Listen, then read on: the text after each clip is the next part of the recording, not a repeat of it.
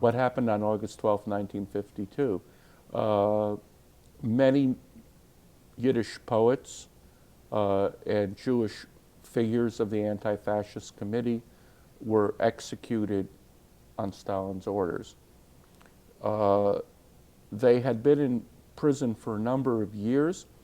Lately, we have the transcripts of the trial made public.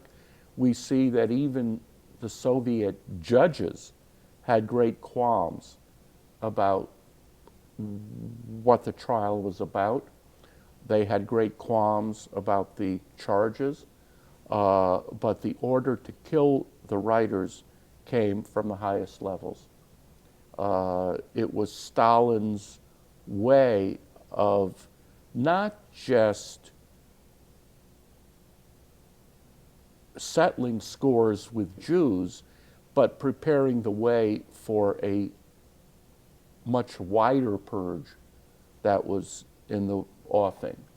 And had Stalin not died, there could well have been a repeat of the purges of the 1930s.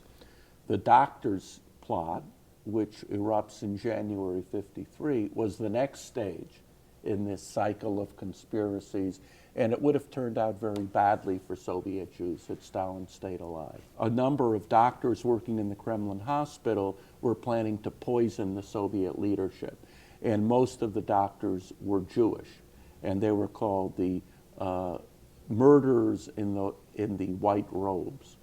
And of course, this then led to the expectation of an imminent world union-wide pogrom.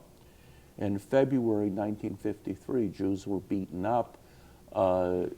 Jews felt that they were in imminent danger of being deported to Siberia. Rumors spread that barracks were being readied for millions of Jews who would be deported.